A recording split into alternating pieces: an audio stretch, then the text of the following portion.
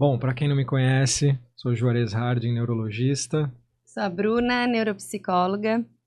e hoje a gente está aqui com... Cida Coelho, Se fonoaudióloga. apresente. Prazer enorme. Muito bom, prazer é nosso, obrigado por ter aceitado esse convite. Imagina, uma honra. Isso aí. Tava na nossa lista lá desde o começo, porque o teu trabalho hoje em dia, o que você faz hoje em dia é fantástico aí, vamos falar bastante sobre isso, porque a gente quer entender aí um pouco mais da comunicação, né? E me conta um pouco para nós aí, como é que você chegou nessa área, vamos dizer assim, dentro da fonoaudiologia de comunicação? O que te brilhou os olhos nisso que você faz hoje? Olha, a vida dá tantas voltas, né? Assim, se eu voltar lá para trás, quando eu escolhi o curso, né? Eu tinha a possibilidade, eu e algumas amigas pensamos em fazer jornalismo. Mas, assim, como eu era muito tímida, eu falei, olha, eu escrever eu sou boa, mas eu não sou boa de falar, então, e não tinha dessa questão de TV e tal, mesmo numa redação de jornal, eu não me sentiria à vontade para falar. Então, eu descartei jornalismo, minhas colegas foram, e eu fui para fonoaudiologia, e hoje, olhando para trás, eu acho que já fui em busca de uma certa autoajuda, sabe? E, assim, passei os 4 anos da faculdade muda, entrei e saí muda, os 4 anos da faculdade. Mas assim, eu sempre tive facilidade de falar com poucas pessoas, mas muita dificuldade quando tinha pessoas me olhando. Os olhos das pessoas me olhando me aterrorizavam, me desconcentravam, me perturbavam, então eu perdia totalmente a naturalidade. Então, isso me deu uma sensação, eu sei exatamente o que um tímido, o que uma pessoa que não gosta de falar em público, Você porque tem isso. medo, só porque eu passei por todas as fases, né? Mas depois na minha profissão como fonoaudióloga clínica, eu tinha que trabalhar ali com só eu e outra pessoa, ou 2 pessoas, os pais de uma criança, por exemplo, e para mim aquilo não tinha problema algum, era bem tranquilo. Mas a gente não, né, como é que fala? Mar calmo não faz bom marinheiro, né? A gente sempre vai procurando Um desafio. um desafio. E aí eu fui desafiada pela doutora Sara Bitante Otorrino, na época coordenadora do curso de fono, a ministrar aulas de voz na faculdade. Eu já estava fazendo mestrado, não com a intenção de dar aula, mas o fato de eu estar fazendo mestrado interessou para ela lá. Nós já nos conhecíamos da prefeitura nessa ocasião. Enfim, eu pensei, morri de medo, mas aceitei. Me preparei, porque, assim, para cada aula, gente, vocês não têm noção, uma aula de 50 minutos me tomava umas 4 horas, assim, para preparar, porque para eu me sentir segura, eu tinha que estar com muita certeza, enfim. Fui vencendo obstáculo por obstáculo e fui indo naturalmente para a área de voz, mas no início da carreira a gente faz um pouco de tudo. Fui indo para a área de voz me levou para o trabalho com jornalistas e apresentadores de TV, onde eu fiquei durante muitos anos, aqui na TV Tribuna de Santos, fiquei por mais de 20 anos, mas já durante ali aquele tempo também começou a haver uma demanda também dos entrevistados, as pessoas que precisavam ser entrevistadas, que eram especialistas, que tinham um negócio, que eram especialistas, mas que na frente do microfone, as palavras sumiam e, enfim, não conseguiam aproveitar bem aquele espaço.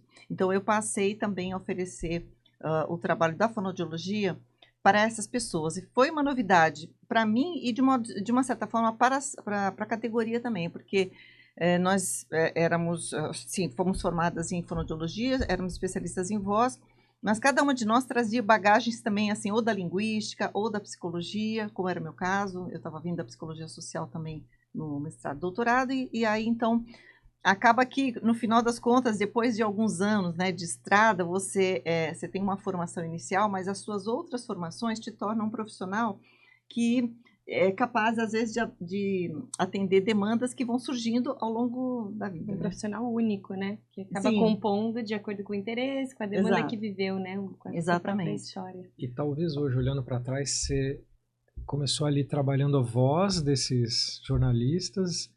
E hoje você acha que a comunicação é tão importante quanto a voz ou ela é mais importante? Assim, Não, ela é uma parte super importante. A voz é uma parte super importante, mas ela está longe de ser a única. Está longe de ser a única. A comunicação envolve muita coisa, né? Envolve tanto as palavras que eu falo, tá?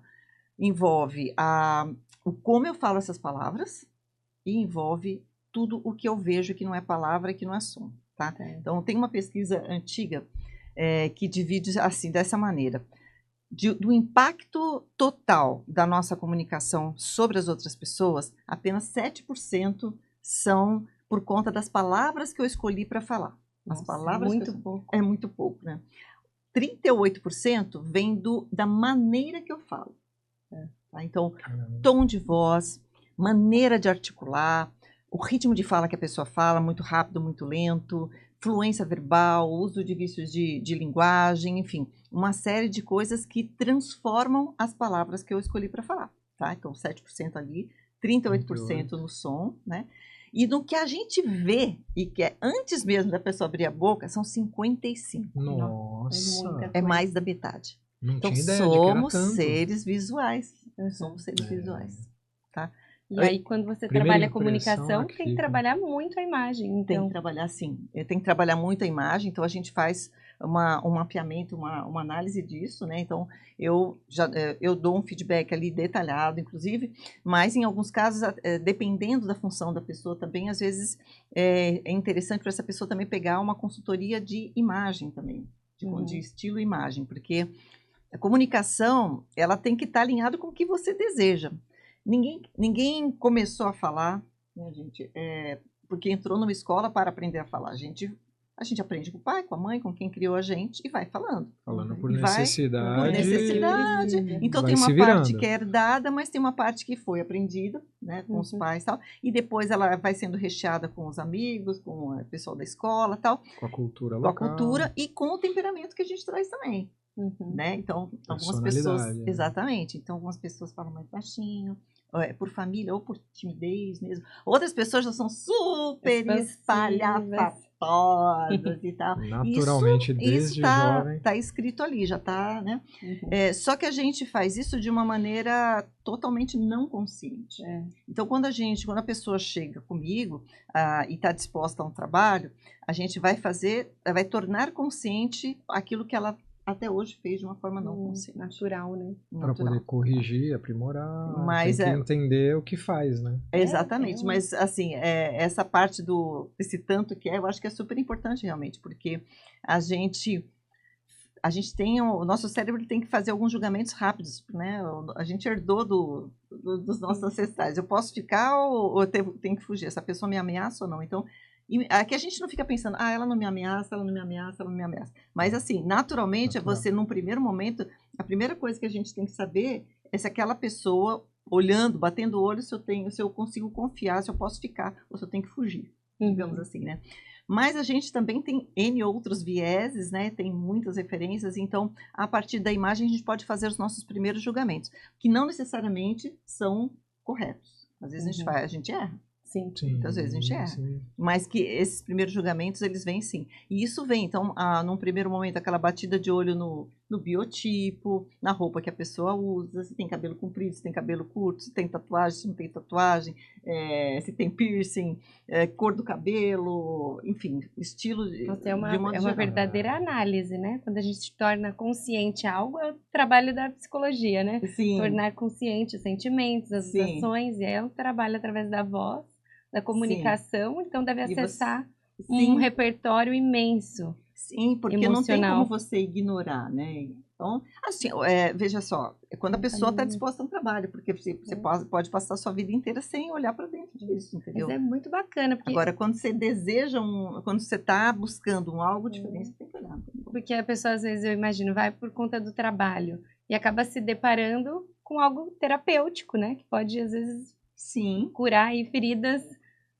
emocionais, né? Nossa, isso não é ganho. Não é tão incomum, porque assim, geralmente as pessoas, eu recebo pessoas das mais diferentes tipos e vêm de vários lugares, de várias áreas, tá?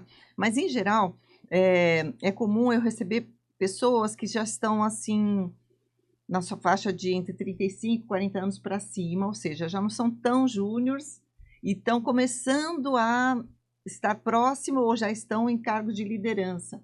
E vão ter que mostrar que são capazes de estar naquele cargo. Muitas vezes, por exemplo, às vezes a menina, por exemplo, mulher, ou mesmo homem também, às vezes está com uma voz que ele não percebeu que ele está carregando lá de trás, da adolescência, sabe? E quando ele precisou daquilo, de repente, sabe? Com uma voz mais segura, mais presinha, assim, porque ele era mais tímido, ou ela mais tímida e tal. E é um exemplo, né? E você já está numa outra fase da sua vida, você não precisa mais provar aquilo para ninguém, mas você carrega esse vício. Aí, pessoa, você pode me perguntar assim, mas assim, a voz, como que é assim? A voz não é da pessoa? Dá para mudar? Nem tudo dá para mudar, mas muita coisa dá. Muita coisa dá. Mas como? A voz já deu, já não deu, né? Assim, essa laringe, todo mundo não tem 2 pregas vocais, né? E as cartilagens, faz ela se movimentar. Como que eu vou fazer? Tudo bem, a gente não muda o tamanho da laringe, a gente não muda o tamanho da corda vocal, mas tem uma série de outras partes que são responsáveis pela transformação desse som que a gente consegue mudar, tá? Então, por exemplo, eu tenho um tamanho de prega vocal X, né? Mas se eu jogar minha laringe para baixo, por exemplo, assim, eu vou conseguir falar com a voz mais grave. Eu dei uma encurtada nela, assim, joguei ela para baixo, fiz uma ressonância aqui um pouco diferente. É do mesmo jeito também, se eu quiser falar de um jeitinho assim mais fofo, mais doce, porque eu sou uma pessoa muito legal, meiga, tal, né? Eu jogo a língua um pouquinho mais para cá e tal.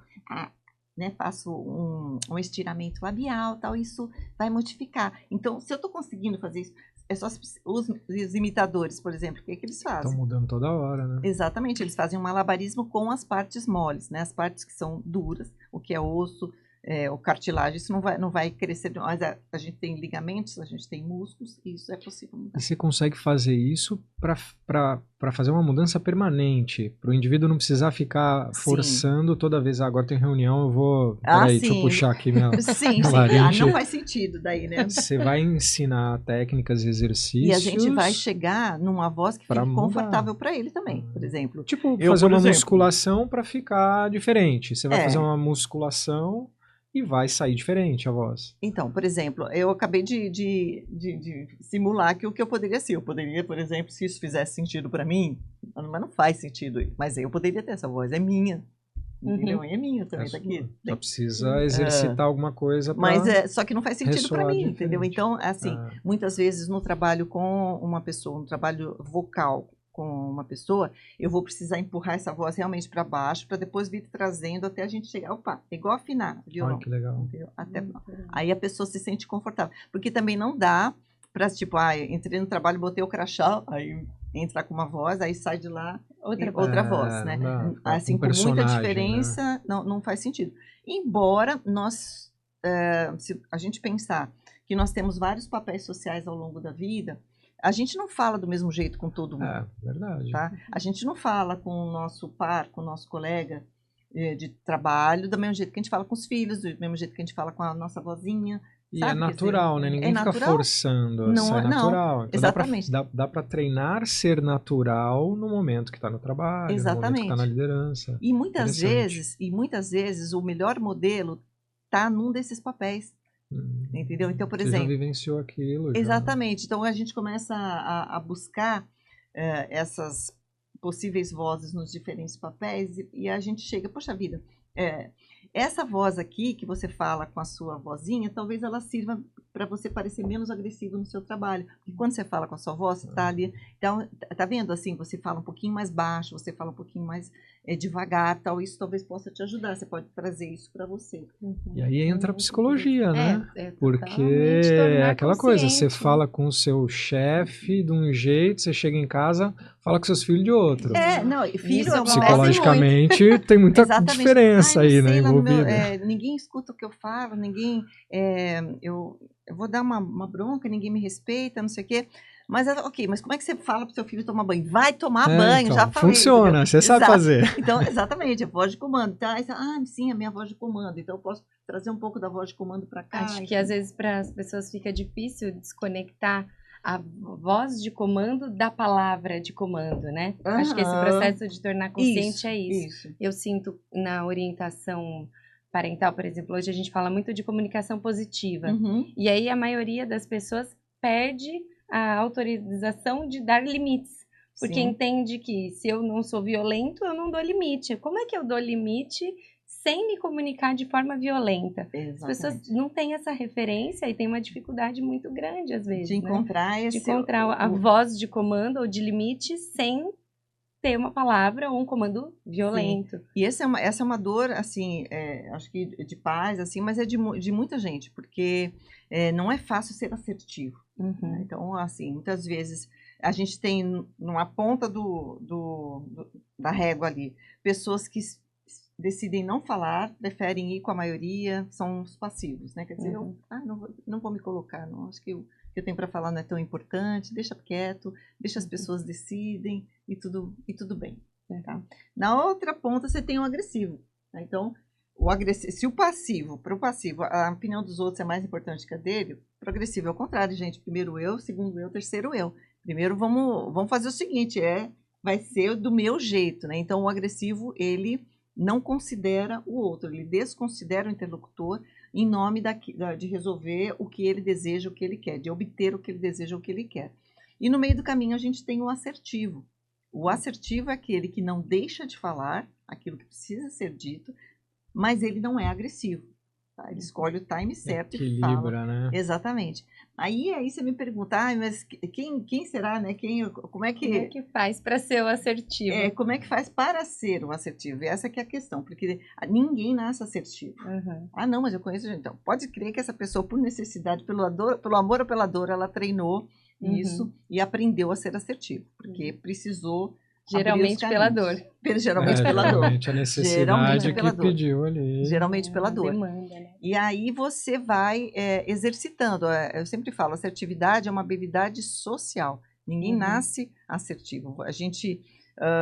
Você pratica assertividade estando com outras pessoas. Então, claro que algumas pessoas vão ter mais tendência para cá ou para lá, né? Quer dizer, mais passivo ou mais agressivo. Facilidade. Mas assim, a hora que você enxerga que o caminho da assertividade ele vai te levar mais longe, isso é libertador, porque a comunicação transforma vidas, né? Uma boa comunicação, ela torna as relações melhores, a pessoa consegue, respeitando o outro, falar o que ela precisa dela, verbalizar aquilo que ela precisa, verbalizar aquilo que ela deseja, sem ficar constrangida e sem magoar o outro. Quer dizer, esse é o sonho de consumo. E você acha que esse caminho para ser assertivo aumentou na era digital? Ou não? Nossa, aí é difícil, né? Entrou na fase difícil da conversa. Exatamente. Digital. Olha, eu assim, não sou muito otimista com relação a isso, não. Porque para ser assertivo, para usar a comunicação como uma boa ferramenta que traz tantas coisas boas, né, do ponto de vista emocional, mas também do ponto de vista pessoal, enfim, profissional e tudo mais, a gente precisa não só ter uma boa oratória, uma boa fala, mas também uma boa escuta. Então, é um caminho de duas mãos. E na era digital, com esse tempo de atenção nosso cada vez mais curto, as pessoas sem paciência para assistir um vídeo, por exemplo, uma conversa, onde haja uma troca de turnos, para algumas pessoas é um tormento, porque as pessoas só querem falar, não querem ouvir, porque ouvir dá trabalho. As pessoas só querem despejar. Então, ficam esperando a sua vez de falar e, né, muitas vezes sem prestar atenção no outro. Então, nesse sentido, eu sou um pouco pessimista, que eu acho que aumentou aí o caminho. Exatamente, E só que assim, quando você represa e não é assertivo, por um motivo ou por outro, em algum momento aquilo precisar sair de você, muitas vezes ele vem de forma agressiva. Porque não tem recurso, né? Não tem habilidade. Tem uma quarta categoria aí, porque a gente falou do passivo, do agressivo, do assertivo, mas tem o passivo-agressivo. Nossa, pior ainda. O passivo-agressivo é o pior. Ele guarda quando vem. Ele guarda, porque o passivo guarda, mas tudo bem, sabe? Ele, sabe, aquele que não se incomoda com isso. O passivo-agressivo, ele guarda, mas ele fala assim, que é teu tá guardado. Entendeu? Ele fala assim, isso não vai ficar assim. Ele não fala naquela hora, mas ele vai arquitetando vingança. E aí, só que ele não tem coragem de verbalizar, muitas vezes ele não consegue organizar suas próprias emoções para falar. Então, ele dá indireta, faz piadinha, ele é irônico, sabe? Vocês com certeza conhecem alguém que... É fácil que de acessar. Você só fala assim, jogando esse tipo de coisa, de ironia. É um recurso também, né? Exatamente. Da comunicação. É um recurso ruim. Perverso. E aí ele vai encontrando, ele vai criando inimizades, vai magoando pessoas, porque ele não fala claramente. Olha só. Muito difícil de entender que é agressivo, né? Porque é muito sutil, é engraçado. Exato. Tanto que às vezes é preferível você conviver com um agressivo que de vez em quando tem uns rompantes de agressividade, porque o agressivo, que é só agressivo, que foi uma explosão, ele é capaz de, um tempo depois, desculpa, eu estava de cabeça quente trazer e tal. Um pouco de assertividade para corrigir. Exatamente, tá? O passivo-agressivo não. O passivo-agressivo é muito mais difícil. Ele está sempre mais despejando. Sutil, né? Ele é mais sutil e ele fica ali com aquele veneninho dele. Eu acho que é o que é um recurso, muitas vezes, acho que a pessoa construiu como uma defesa mesmo, para colocar para fora. E aí ela parece tão adaptada, porque faz os outros sorrirem. A minha interpretação para essa divisão, eu sempre falo que a gente tem é uma régua, né? Então você tem o passivo de um lado, o agressivo do outro e o assertivo no meio. O passivo-agressivo é uma mutação genética, entendeu? Ela para o mal. Para o mal. Ela veio assim do nada ele assim, não é nem o agressivo, ele não consegue ser assertivo, mas ele também não é um agressivo que faz um rompante e volta, ele é um passivo inconformado, entendeu? Então, junta as características dos extremos. Né? Fala, o que é o maior desafio para você com seus clientes? É a parte de comunicação verbal, de comunicação em si, né? Do que falar, como falar, a voz, tudo, ou a parte visual, que você falou que é mais de 50% de relevância. Sim. O que é mais desafio hoje em dia? Então, assim, ainda para mim, eu vou te falar que toda a parte verbal, porque assim, eu trabalho sempre com... a gente tem essa pesquisa, que tem essas 3 divisões, mas eu trabalho com uma divisão própria minha, tá? Eu sempre trabalho considerando que nós temos 3 chaves de recursos. Chave de recursos sonoros, que é tudo que eu consigo fazer com o som da minha voz. A segunda chave, que é a chave dos recursos visuais, o quanto que o meu rosto, meu cabelo, meu corpo e etc. estão informando, ou pelo menos o quanto eles estão na direção da onde estamos querendo ir, porque isso também precisa ficar claro, porque não há problema, porque então tem um jeito de se vestir, um jeito de cortar o cabelo, não, né, bendita seja a diversidade, a gente pode tudo, tá? Mas tudo comunica. Tudo comunica. Tudo comunica. Né? Então, eu posso escolher qualquer coisa, sabe? O que não vai dar certo é se eu escolher A querendo chegar em B. Sabe? Quer dizer, não, esse é meu caminho profissional, esse é o caminho que eu quero. Eu até posso escolher, direito meu, mas não vai dar certo. O resultado vai ser ruim. Você está me procurando por um resultado, já vou te avisar que vai dar ruim. A primeira coisa que a gente tem que fazer é alinhar para onde a gente está indo, porque senão não... Mas, assim, aí em termos do parte do visual, há pessoas que... Então, a gente conversa para cima, mas não é a minha especialidade. Por exemplo, eu não sou visagista, por exemplo, para questão de cabelo, de rosto e tal. Nem tampouco... fala de consultora de imagem. Então, se há um interesse da pessoa maior, começa a se identificar esse tipo de coisa, eu vou indicar, encaminhar para... Mas você toca nisso, sim, né? Toca. Tanto é que, às vezes, a pessoa mesmo começa a fazer algumas mudanças. Quando eu estava na TV, nunca esqueço, um rapaz que eu falei, olha, futuramente você vai ter que... a TV aumenta tudo, né? Os vídeos, né, de uma maneira geral...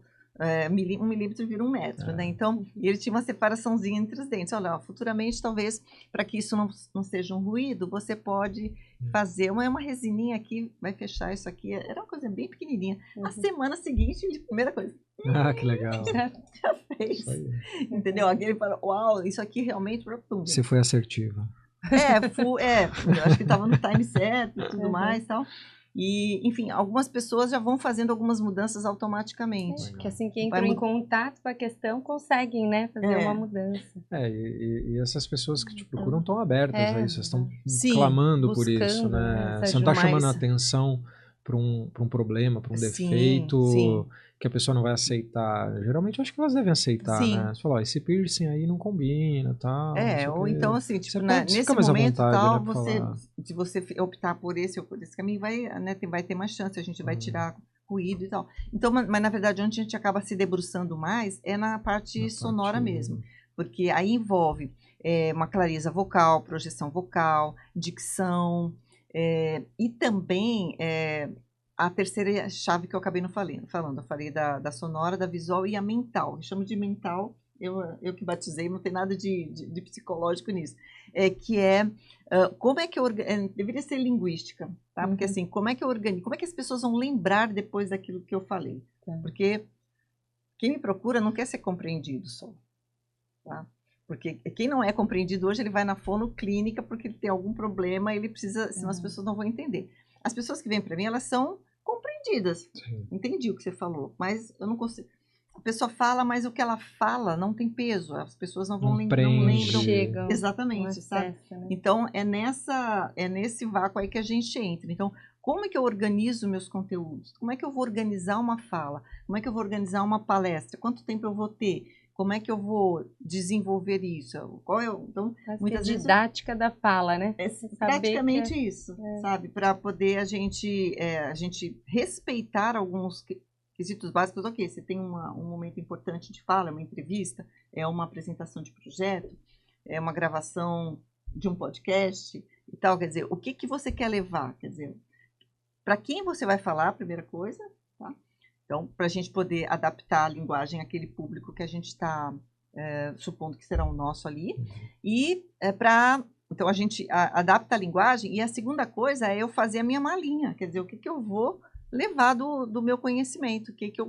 Do que eu gostaria de falar. O que eu gostaria de falar, se for possível, né? Porque, às vezes, eu fui chamado para falar, para apresentar um projeto ou um resultado na minha empresa, tal, aí não é minha escolha, enfim, mas a gente pode colocar ali tornar aquilo mais didático, mais visível, tá? Então a gente trabalha. Outra coisa também é trabalhar com a nossa capacidade de síntese, que hoje eu acho que é uma questão, né? Muito grande, muito prolixo, né? Exato. Somos. Acho que até por conta dessa coisa do áudio, do WhatsApp, você fala sozinho, não tem o feedback, né? Quando a gente está conversando, alguém faz, você tem um olhar, alguma coisa, você muda ou você interrompe. Você troca, quando você liga um áudio e ninguém mais quer fazer chamada, né? A gente se comunica ou por mensagem escrita ou falada. Eu ligo, eu tô sozinho, né? Então eu falo...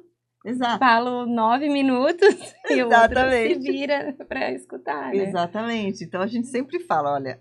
Passou de 3 minutos, deveria ter sido uma ligação. Um áudio não pode ter mais que 3 minutos. No máximo, já é muito. A gente olha 3 e fala... Aí a pessoa fragmenta, né? 5 Quando áudios de 1 minuto. 15. Não passou de 3. Então, é terrível, porque o que acontece? Mas daria para não ser assim, entendeu? É que a gente não tem esse cuidado, porque a gente vai pegar, eu preciso falar com a Bruna. Aí eu pego lá, mas fazer outra coisa. Ponho para gravar e vou pensar ao mesmo tempo que falo, sabe? Não, preciso falar com a Bruna tal coisa, espera um pouquinho. Então, eu vou falar primeiro isso, depois isso e encerrar com isso, gente. Porque senão fica assim uma coisa que você vai muito solta, freestyle, entendeu? Você tem que ter uma preocupação, né? O problema é que a maioria das pessoas não tem preocupação. Elas apertam o dedo e vão, né? A preocupação é despejar, amigo. É falar, ser ouvido, né? Exatamente. Eu falei. Se você não entendeu, o problema é seu. Só que não é assim que funciona, gente. Elas comunicação... não param para pensar, né? Como que aquilo vai ser recebido, né? Comunicação, gente, não é o que eu falo. Comunicação é o que o outro entende. Isso é muito... tem uma explicação muito simples, porque a gente tem um viés... que chama o viés da transparência. A gente acha que porque a gente falou... Tá falado. Tá falado, entendeu? Só que o nosso cérebro ele não acessa diretamente o cérebro do outro. Quer dizer, eu estou falando aqui, a minha voz está entrando pelo ouvido de vocês e do pessoal que está em casa agora, faz um caminho lá e ela vai ser decodificada, ela vai ser processada. Só que ela vai encontrar lá um terreno de cada um aqui. Que é um repertório de cada um. Né? Que é um repertório de cada um. Então, eu brinco, eu sou um pinguinho de tinta vermelha e vocês são latas de tintas diferentes. Então, um pinguinho de tinta vermelha para cada um vai fazer uma cor diferente. Você está falando e eu estou lembrando daquele livro Como Fazer Amigos e Influenciar Pessoas. Eu li ele muito nova e eu lembro que uma das coisas que ele fala, né, que ninguém quer escutar, todo mundo quer ser ouvido. Então, seja um bom ouvinte. Uma das grandes dicas, porque ele é muito didático, né? Tem princípios de como se comunicar e estabelecer relações. E aí, um dos princípios é esse, né? Ninguém quer escutar, ninguém quer escutar, quer ser ouvido. Então, se interesse de fato pelo que o outro fala. Aproveitando o seu gancho, assim, tem uma frase que eu sempre uso, assim, que é o seguinte, não seja interessante, seja interessado. Exatamente. Porque o caminho é esse, tá? Assim, quando você é interessado, você faz as perguntas certas, você deixa a outra pessoa falar. Então, isso, logicamente, a gente está falando aqui de situações em que está havendo ali uma troca e tal, né? Então, a gente sempre tem que ter essa consciência de quanto tempo a gente está dando para o outro falar ou não. Mas a gente é muito responsável, sim, pelo resultado da comunicação. Então, a gente tem que ter essa clareza de que a gente tem, sim, um viés de transparência, e a gente acha que as pessoas entenderam só porque a gente falou, mas não é assim, e vai ficando cada vez mais difícil quando a gente fala muito. Tá? Porque prestar atenção em uma pessoa falando dá trabalho para o cérebro, e quando a gente tem muita informação, quando a gente tem uma quantidade muito grande, fica tudo mais difícil. Quando a gente é mais enxuto, ou quando a gente consegue trazer de volta, né? Resumindo de tudo que eu falei. Fechamento, né? Exatamente. A costura. Nos áudios eu até falo, recomendo para algumas pessoas. Eu tô para falar disso esses dias aí que a gente hoje fez uma enquete sobre áudios de WhatsApp, acabou que veio esse assunto aqui.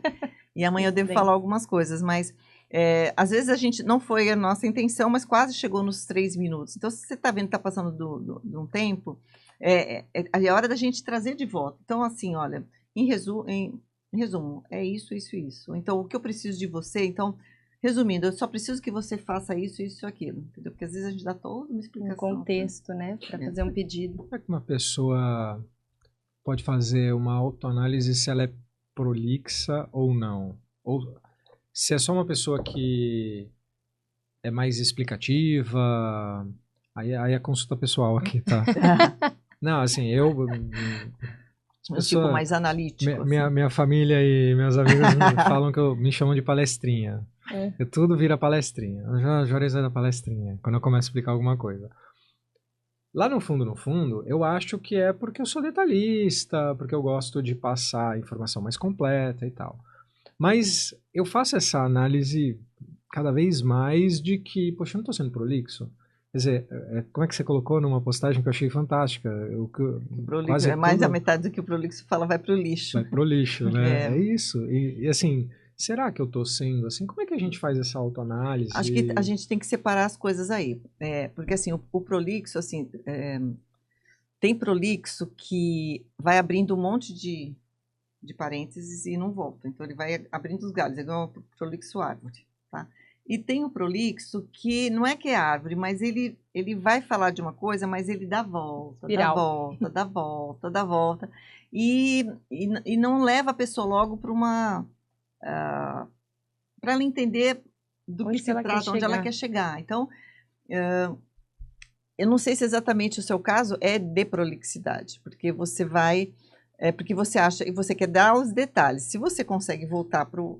Porque uma coisa, vamos supor, eu estou falando de um determinado assunto, eu estou falando de fala, e eu vou fazer um parênteses, inclusive, porque tem algumas pessoas que têm a linguinha presa, igual a gente falou hoje um pouquinho antes, tem a linguinha do Edward, e aí eu vou começar a falar do que é o figmatismo central, frontal e tal, e eu já saí de lá, então, mas eu tenho que voltar. Então, tem pessoas que saem e não voltam mais. Talvez não seja esse o teu caso, talvez você vá incumpridando o assunto, tá? Ou também há compreendedor do assunto. Você talvez você assim, o famoso chato que fala demais. Não, mas assim, às vezes, porque no seu caso acho que tem o ritmo também, o ritmo de fala. e de pausas. Eu acho que tem que dar essa sensação, entendeu? Porque o tempo de atenção das pessoas, ele é curto, né? Uhum. A gente tem uns números, assim, que são interessantes. Que assusta. Vou fazer um parênteses. Aqui depois a gente volta. Depois volta. Que é o seguinte, vocês sabem, imagina assim, que você, Juarez, é um palestrante, você vai subir no palco para falar. As pessoas que estão lá não te conhecem, mas sabem que você é o palestrante. Aí, só pelo bater o olho assim nele, tatuadão, de camiseta preta, tipo Steve Jobs, tal, né? Vai lá, acho interessante. Não acho interessante não. Essa tatuagem, cada um vai fazer um primeiro julgamento pela imagem, tá? A gente tem um tempo curtíssimo, se julgar só pela imagem. O primeiro minuto já foi. Bateu o olho, a gente já faz essa análise, tá? Depois a pessoa começa a falar, e aí a gente, pela voz, pela maneira, pelo ritmo e tal, são 3 minutos, eu acho. 3, isso. Não, peraí, gente, tô fazendo 3 segundos, estou fazendo uma confusão, peraí. Bateu pela imagem, são 3 segundos, é quase que imediato, 3 segundos. A pessoa começa a falar, já no palco, começa a falar, são mais 20 segundos, pelo ritmo de fala é 20 segundos. Aí eu falo, gostei, acho que eu vou gostar. Aí, para a gente saber se vai ter afinidade com os nossos, enfim, com os nossos interesses, a gente gasta mais 3 minutos. Tá? Aí vamos supor que a gente, gostou da imagem, acha que vai ser legal, está sendo legal mesmo, no 3º minuto eu já vi que está sendo legal. Tudo legal.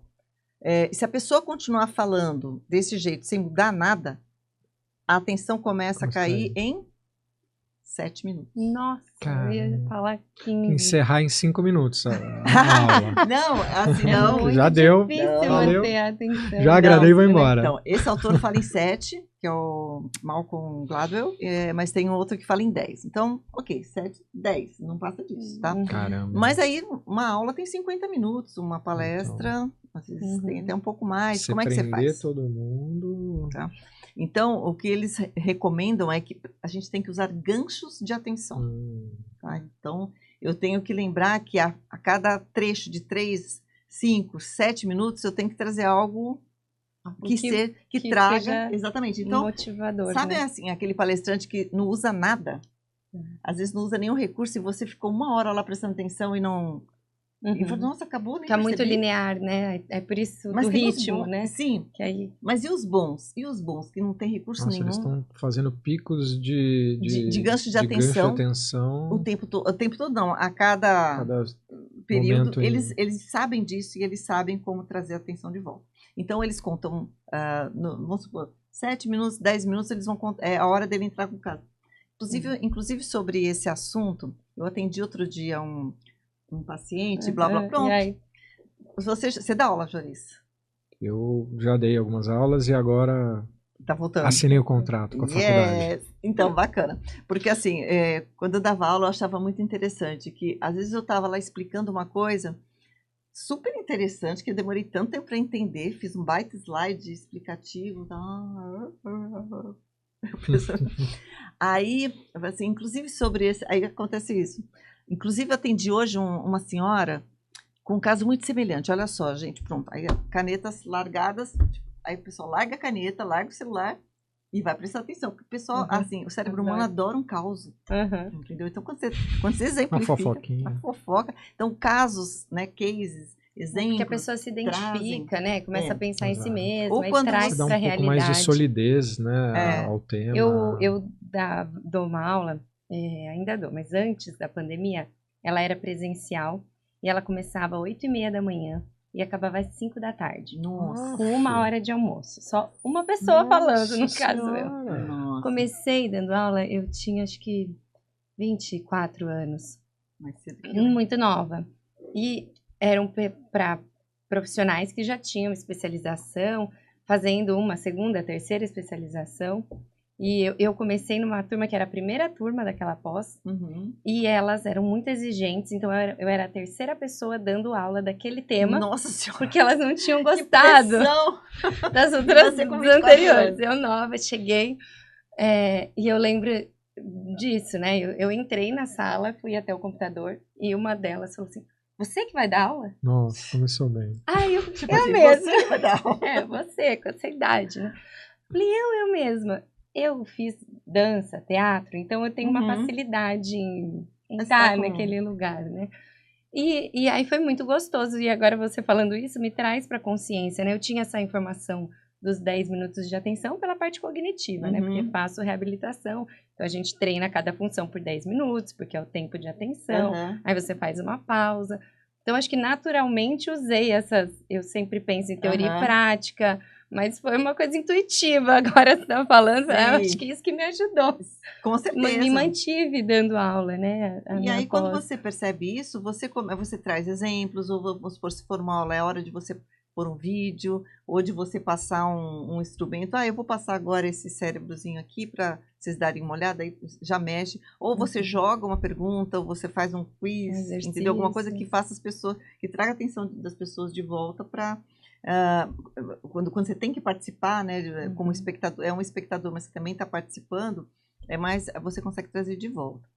Mas, assim, alguns assuntos carecem, né, de uma explicação maior, né, e voltando para o que a gente estava falando, porque aqui acho que não sei se ele é prolixo, a gente precisa conversar, entendeu? Não sei se é prolixo. Fazer uma análise. Assim, você me parece mais do tipo analítico, assim, realmente aquele que gosta de dar os detalhes e tal. E, assim, isso não necessariamente é prolixidade, mas pode ter o mesmo resultado, que é perder a atenção das pessoas. Então, talvez ficar fracionar... chato, maçante e não dar o recado que precisa. Exatamente. Fracionar as informações, porque... Geralmente, quem conhece muito sobre um assunto e tem muito para falar, consegue facilmente deixar preencher mais uma hora, 2 horas falando tranquilamente, porque você vai fazendo associações, só que muitas vezes as pessoas não estão tão assim, a gente tem que considerar para que eu estou falando, né? Senão... Dá o gancho da pessoa ligar de volta, né? Sempre, talvez. E eu faço esse exercício, assim, para quem que eu estou falando, o que que eu estou falando, e por que que eu estou falando, e qual o interesse, eu faço muito isso. Não fazia, e eu lembro como era mais chato, eu tô menos chato agora, mas Você faz a confirmação, isso faz sentido para você? Você entendeu o que eu falei? Você consegue entender o que eu falei? Não sei se você está falando com o paciente, ou com... ficou claro, o que eu falei fez sentido para você? Tá dando para... Entendeu? A gente, de vez em quando, tem que...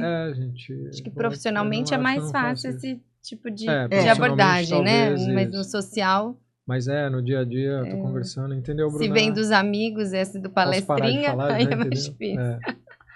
Na mesa de bar, né? Vocês já entenderam? A minha palestrinha, posso parar? Aí fica mais difícil esse feedback. Porque sabe qual que é o problema disso? Que eu acho? Porque, às vezes você tem ali ouro, você está trazendo uma informação valiosíssima, só que no meio dos detalhes, ela perde a força. É verdade. Sabe? Então, a gente cuidar do nosso ouro para que não seja sujo pelas outras coisas, né? Não se perca. Por que será que tem pessoas assim que sentem necessidade de falar dos detalhes? Parece que se falar algo mais resumido não está completo. É o que é uma insegurança? Ou perfeccionismo? Aí, você aí já entra muito e outra, psicologia. O perfeccionismo muitas vezes não, se eu não tá bom ainda. Eu acho que a insegurança muitas vezes, e não a insegurança do conteúdo, a insegurança da relação, né? De relações, de como que o outro vê, enxerga, né? Sempre achando que não estão entendendo o que eu estou falando, então eu vou dar mais detalhes. Pode ser. Então, mas assim, pela minha experiência, os detalhistas, os analíticos, assim, eles fazem isso não tanto pelo outro, fazem mais por eles mesmos. Uma necessidade. De não é, isso não é completo. Eu preciso explicar o negócio inteiro. A hora que termina. Tipo, falei tudo. Todo mundo assim. Voltou. Todo mundo desesperado. Cansado, não acaba nunca. Agora sim, então. Agora sim. Porque tem todo um circuito na cabeça que faz sentido para ele. Ele sabe para quem ele está falando, etc. Mas ele tem uma necessidade percorrer aquele caminho todo. de fazer isso. A dor do corte, né? Quer dizer, que é a gente recortar o conteúdo.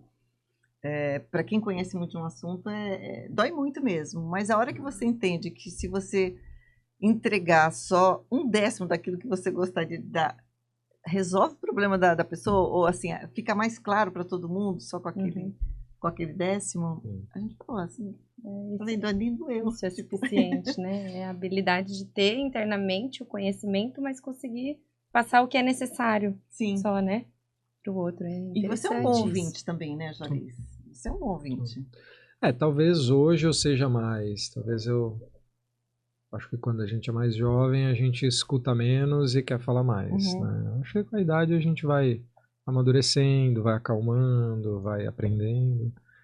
E hoje acho que eu doso bem, assim. Talvez eu ainda seja em alguns temas, em alguns momentos, sai um pouquinho do controle ainda do explicadinho, assim, de querer detalhar mais. E você tem dicas, assim, para nós adultos, enfim, Olha lá, de consulta. questões... É importante, acho que é uma boa questão de pensar, assim, como se autoavaliar em relação à comunicação, como pensar sobre isso, ou coisas que geralmente funcionam, que valem a pena testar. Então, acho que assim, a primeira coisa é a gente entender que a comunicação realmente é uma ferramenta poderosa que a gente tem usado até hoje de uma forma não consciente e começar a olhar para ela de uma forma diferente. Eu preciso falar desse jeito que eu estou falando? Ou existe uma outra maneira? Quer dizer, dá para a gente fazer uma autoanálise aí em termos de que tipo de comunicador que eu tenho sido, assim, sabe? Como é que eu posso... E assim, eu parto do princípio que todo mundo pode se comunicar melhor. Todos nós podemos nos comunicar melhor. E só que dá trabalho, tá? Mas dá, e assim, comunicação você pode melhorar a vida toda. Então, e você não precisa necessariamente estar com um profissional. Esse primeiro momento, que é um momento, poxa vida, eu acho que eu preciso melhorar minha comunicação, porque sinto que eu sou agressiva, acabo machucando as pessoas às vezes, ou deixo de falar. Apesar que eu acho que o agressivo ele tem mais a consciência de que às vezes ele machuca os outros e não gostaria de ter machucado. O passivo, ele não tem, na minha experiência, tá? O que fala menos, ele não tem consciência do quanto a falta de fala dele é responsável por vários conflitos. Porque ele não compartilha, ele não divide, ele não oferta. Não se sente parte, né? Ele não oferta, ele não dá informação. E outro mantra da comunicação, não existe lugar vazio em comunicação. Aquilo que a gente não fala, fica para o outro imaginar, é preenchido pelos outros, entendeu? Só que daí, cada um exatamente. Perigoso. Mas eu não falei nada, eu não gosto muito daquele povo, não. Entrei, fiquei bem quietinha, entrei mudo e saí calada. Então, ela acha que não passou nenhuma informação, mas todo mundo vai sair falando da criatura, porque... Se você não falou nada, por que você não falou nada? Quem você pensa que você é? Você não se colocou, né? Exatamente. E o que o teu corpo fala já vai virar uma narrativa do outro. Total. Até porque a gente acredita mais no corpo do que do que nas palavras. Então, lá está os 55%. Então, mas assim, eu acho que... E algumas pessoas, assim, acho que uma das dores maiores é, tipo, preciso falar alguma coisa, ou preciso gravar alguma coisa... E, me falaram que eu tenho que praticar, mas como é que eu faço, né? Então, eu sempre falo, a primeira coisa é pegar um papelzinho e rabiscar, tá? Assim, fazer aqueles mapas mentais, sabe, de antigamente, assim, para você falar, olha, a minha ideia central é essa, eu vou abrir 3 caixinhas aqui, tá? Não pode ter mais que 3, porque senão aí vai complicar, é muita coisa. Então, eu tenho um tema central, divido em 3 subtemas, e para cada subtema eu coloco lá algumas informações a mais, então eu consegui mapear o que eu quero falar. Aí depois a gente vai para a segunda etapa, que é qual é o caminho, qual o melhor jeito de eu começar falando sobre esse assunto aí.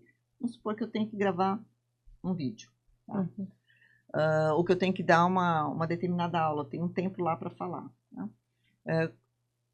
Eu tenho que pensar que eu tenho aquilo para falar, mas como é que eu trago isso? Eu não posso chegar e simplesmente jogar, eu tenho que abrir as gavetinhas, né, como eu falo, eu tenho que abrir o interesse das pessoas. Então, eu tenho que jogar de alguma forma. Vocês já pensaram nisso, daquilo? Faz sentido você jogar alguma coisa que traga as pessoas para você, e aí sim você vai entrar para mostrar que o seu assunto responde a uma dor ou responde a algo que seja de interesse da parte de lá. Tá?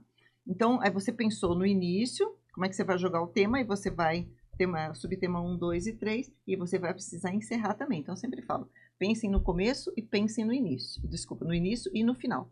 Tá? Porque às vezes as pessoas ficam super preocupadas em como vão começar, e depois, na hora de finalizar também, não precisa saber terminar também. Tá?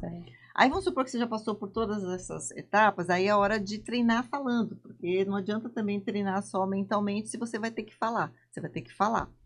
Então, minha recomendação é a seguinte, não vai direto para frente do espelho, não vai direto para o vídeo também. Gravar vídeo para ver como é, porque você vai se atrapalhar todo.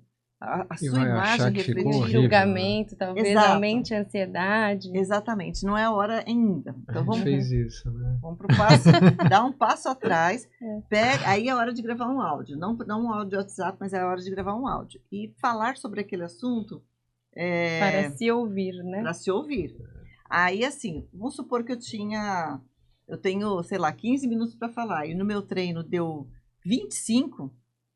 Então, ótimo. Que bom que eu estou treinando, porque vai ter que virar 15. Então, ok. Eu fiz 25, então vamos supor. Agora eu vou gravar de novo, vou tentar reduzir. E conforme a gente vai fazendo, repetindo isso para deixar cada vez mais enxuto, a gente vai vendo que é possível cortar coisas sem tirar o essencial. Nossa, eu tenho muita dificuldade de fazer essa escuta. Bruna, esses dias mesmo eu fiz comigo mesma. Eu fui mandar um áudio.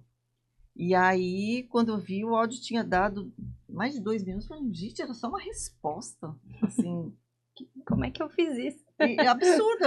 Aí eu falei, aí apaguei. Aí eu já tinha mandado. Apaguei, gravei de novo, consegui baixar para 1 minuto. Tinha dado mais de 2. Então, certamente, eu estava pensando junto.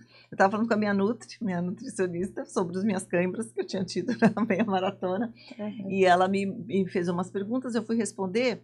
E aí, mas assim, a pergunta era simples, sobre a quantidade de líquido que eu tinha tomado no dia anterior, enfim. Era simples, mas aí eu já fui também entrando... Justificando a quantidade, a hora que bebeu.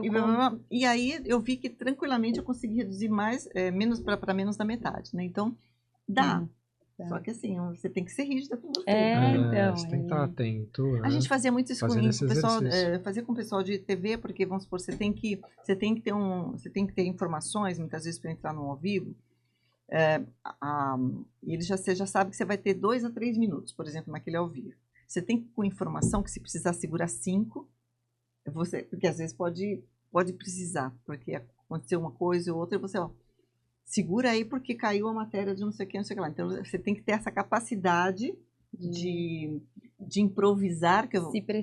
Se preciso, mas assim, eu gosto de botar bem entre aspas, porque improvisar significa você gerenciar informações que você tem, porque não existe um improviso do nada, é gerenciar o que você tem. Mas o que acontece na maioria das vezes é menos. Caiu, você tinha 2, você só tem 1. Entendeu? Então, um assunto que eu poderia ficar falando 5 minutos, você reduz. Então, essa coisa do mapa mental a gente fazia muito, porque assim, se eu tiver tempo, eu vou até o último subitem de cada uma das caixinhas. Se não, eu vou falar só as 3 caixinhas principais. E se for 30 segundos, eu falo só do temão lá, central, e acabou. Mas é treino, né? É organização, né? Planejamento. Aí, depois que você fez isso em áudio, aí sim você pode... Aí você já decidiu, não, é isso, assim, o meu caminho é esse, tá claro agora pra mim, agora eu vou pro espelho. E aí depois, agora que eu vou pro vídeo. Bom, é uma coisa que a pessoa pode fazer sozinha. Porque também o julgamento o quanto de coisas que você tem para julgar sobre si mesmo vai aumentando gradativamente, né? Você já começa com o vídeo e olha aquilo... Aí você julga tudo, né? Nossa. E aí é cruel.